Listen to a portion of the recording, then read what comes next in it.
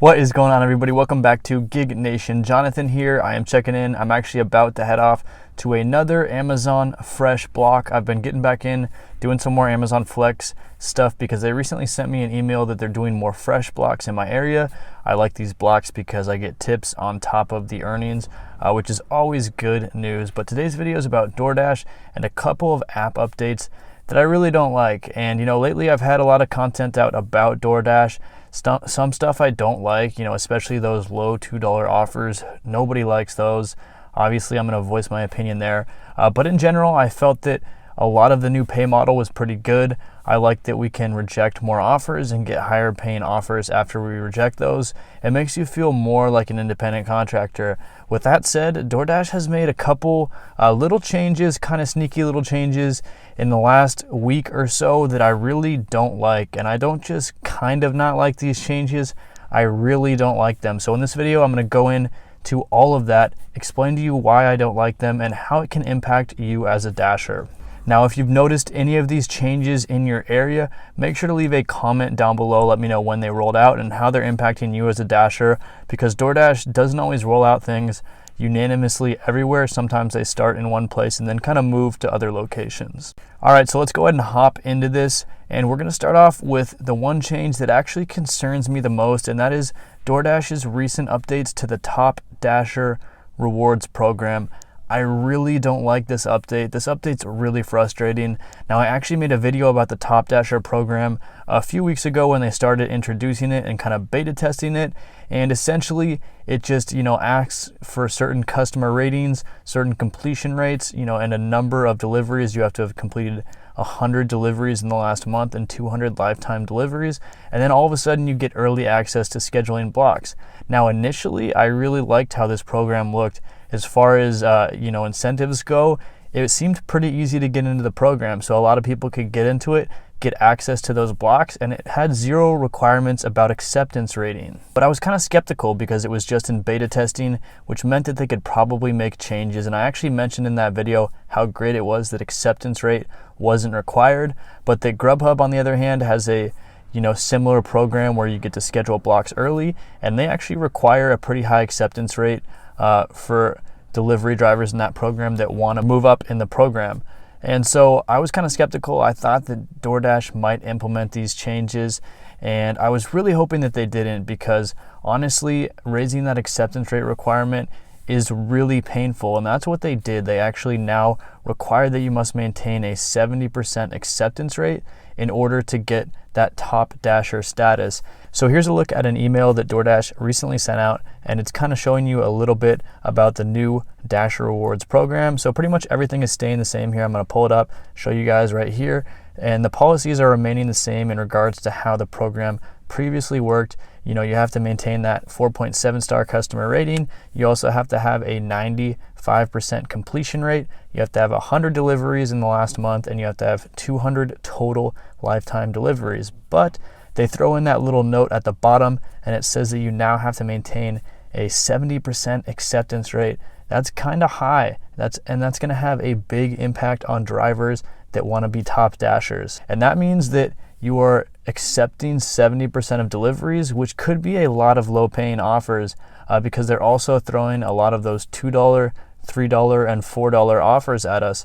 So that means that if you're looking to drive full-time for DoorDash and your area, is competitive enough that you have to schedule early in order to get enough blocks, that means you kind of just got a decline in your pay. I mean, there's no real other way to describe it other than it's a pay cut, because you're now having to accept some of these low paying offers.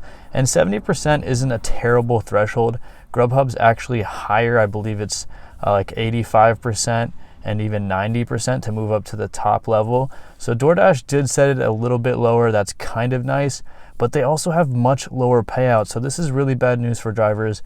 It's kind of frustrating. It's something that I'm really disappointed about, and I hope that they roll it back. I hope that there's a new pushback. But DoorDash really just needs to implement this, because who else is going to take those $2 offers? Obviously, they're not seeing those taken.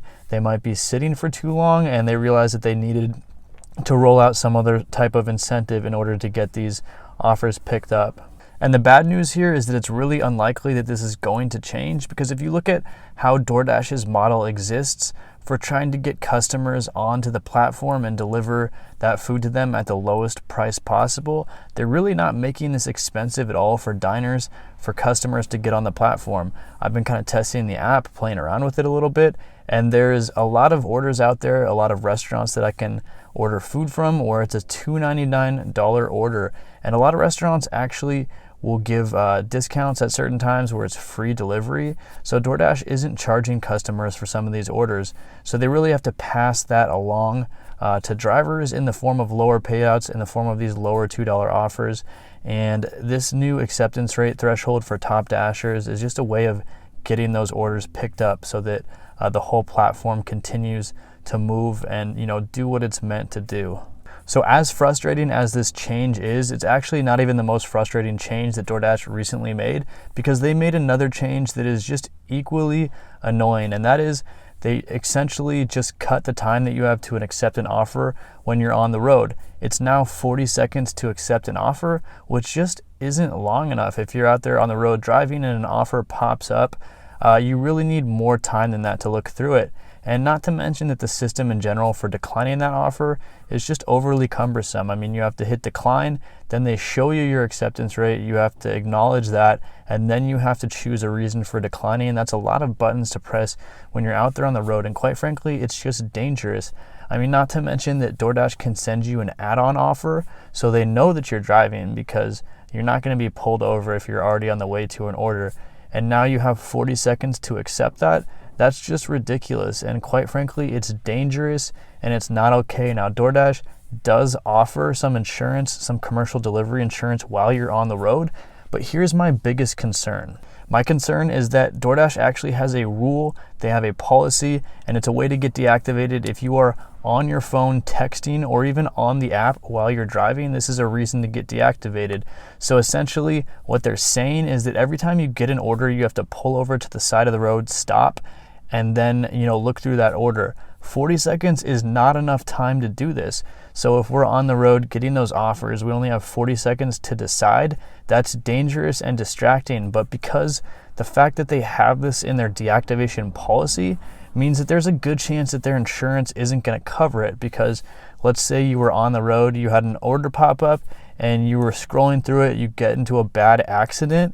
Now all of a sudden DoorDash is going to say, hey, that's against our policy. It's a reason to get deactivated.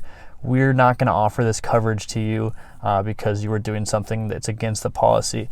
Now, I don't know this 100%, but it's just one of those things that kind of scares me, and it scares me for the safety of drivers. DoorDash needs to readjust this time constraint and put it back up to at least 80 seconds, because that's how long it takes to make that decision. Now, obviously, it's a customer-centric platform, so they want to get these orders to customers as fast as possible. They don't want to wait around long, but come on, guys, 40 seconds just is not long enough. So let me know what you think about all of these changes. Is 40 seconds long enough? Am I being ridiculous by thinking that this is a safety concern for dashers out there on the road? And should DoorDash keep it at 40 seconds? Also, have you gotten this email about the new acceptance rate? 70% requirement for top dashers. What do you think about it? Are you a top dasher, and are you going to continue to be a top dasher? How are you dealing with this? Are you looking at other apps? Personally, I'm constantly multi-apping. As I mentioned, I'm about to go do an Amazon Fresh block with Amazon Flex. I'm picking that up because I really just like to have this in my arsenal. If Amazon Flex is in your area, it definitely makes sense to, at least get on the wait list. It doesn't hurt. Try it out, see what you like. Obviously, there's different blocks available, but the Fresh blocks and the Prime Now blocks are really good if you can get a hold of those. And it seems like they're becoming more available in the app. So we'll see how that goes going forward. Also, make sure you check out gigsharks.com. I've been working really hard on this website, and it's just another way for you to find other gig economy apps, other opportunities out there, to kind of diversify your income, because as an independent contractor, it's really on you. Any one platform can change at any given time, and it looks now like DoorDash is becoming even better as a side hustle, but becoming more and more difficult to do full-time with these new changes. You know, you definitely still can do it full-time, but it kind of looks like a pay cut to full-time dashers with this new acceptance rate requirement for top dashers. So give me your opinion about all of these things down below. If you enjoyed the video, make sure to hit that like button and subscribe to the channel. Also join the Facebook group. Meet up with us on Facebook at Gig Nation because we love to talk about all of this stuff and really get into the details.